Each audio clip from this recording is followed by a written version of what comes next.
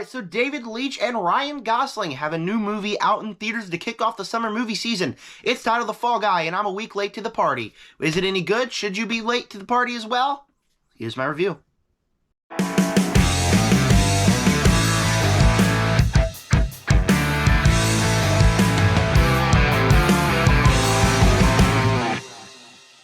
Alright, so for me, this movie was my Argyle. What I mean by that is people were getting so tired of seeing the Argyle trailer every time they went to see a movie in the theaters.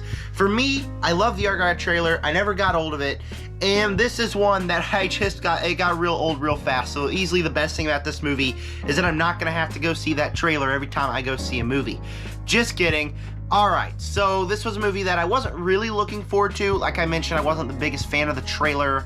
I like Ryan Gosling. I like David Leitch. I don't think David Leitch is like a great director, but he always makes movies that are just super fun and entertaining. So going into this one, I was a little on the nose. I didn't know if I would fully enjoy the movie as much as I was wanting to, but I had a chance to go see it last night. Actually, how my night went last night was I went to go see a showing of Kingdom of the Planet of the Apes for the second time. I came home, ate barbecue with my family, and then I watched Killer Clowns from Outer Space with my family, and then I rushed and saw a late night showing of this movie. All the while, I was sick. If you cannot tell, I don't feel very good.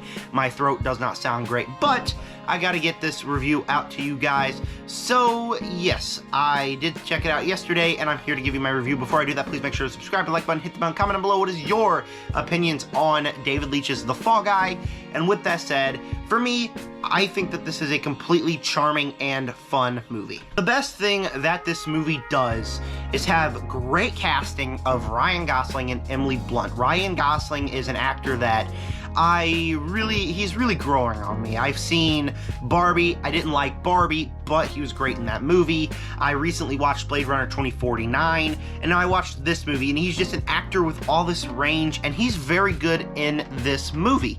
Alongside him is Emily Blunt, and she is great in here as well. They both have fantastic chemistry on screen, where you believe that they are falling in love with each other, and that is something that is very solid worked in this movie. And the funny thing is the characters. These are both actors and actresses that are just so likable and charming in their roles that they are just fun to hang out with.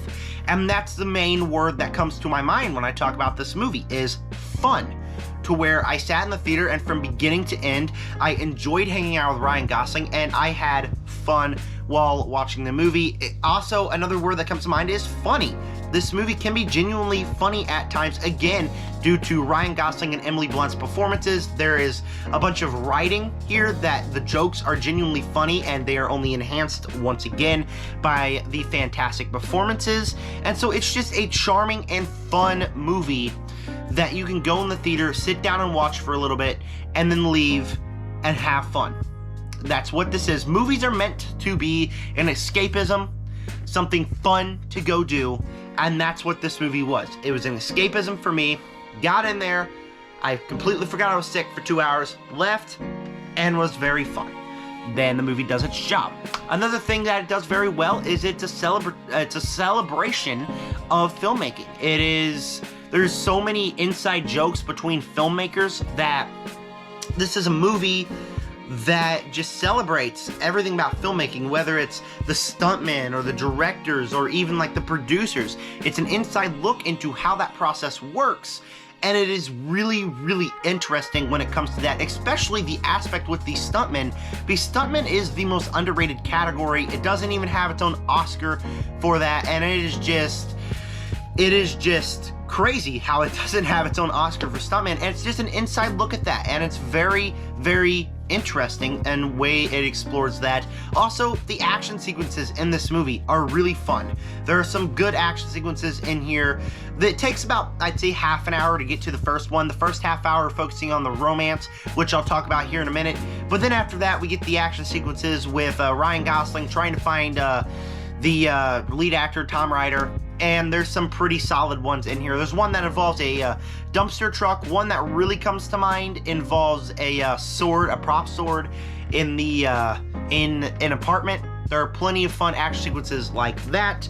There is kind of a mystery here. You're always wondering what actually happened to Tom Rider. What are you trying to figure out here? And while I feel the reveal is, I think it's too little for what it could have been, it's still a solid reveal. The romance in this movie, again, is enhanced by Ryan Gosling and Emily Blunt. They are, again, actors and actresses that you really like watching on screen, and they all had fantastic chemistry, and you could feel the love and the air, and so every scene that they're in, they are just really fun together.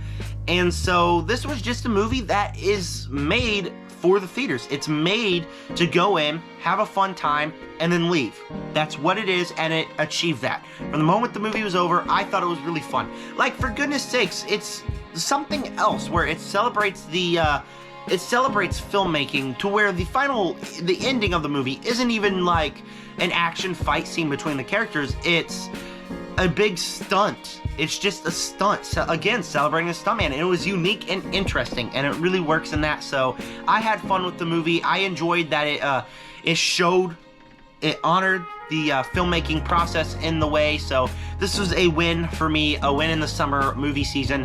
Like I mentioned, the twist reveal kind of dragged the movie down. There's like a 10-minute section there to where I like, that's kind of cool, but I feel like there could have been more. I feel like it was kind of basic in the way that it did that there.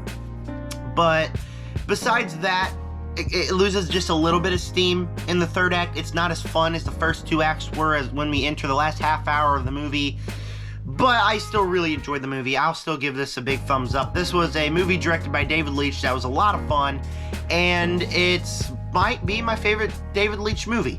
The moment the movie was over, I sat in my car and I scrolled and I was trying to figure out where to put my ranking for a solid 10 minutes. I feel like all of David Leitch's movies are solid. We'll get to more on that in the David Leitch ranking that will be coming to you guys in a couple of days. But for me, The Fall Guy, very fun experience, great cast, pretty cool action sequences, a romance that you root for. This is everything that is made for the summer movie season, and it's getting a solid A from me. Go out to your theater, check this movie out. I had a blast with it. Alright, so soon up, I'm going to have a Kingdom of the Planet of the Apes review. Stay tuned for that. Then I'm going to have a David Leitch ranking and a Planet of the Apes ranking. All that is coming to you guys this week. Go subscribe to my second channel if you want to see more niche content or sports videos. And with that said, subscribe, join the Nerd Army. Peace out.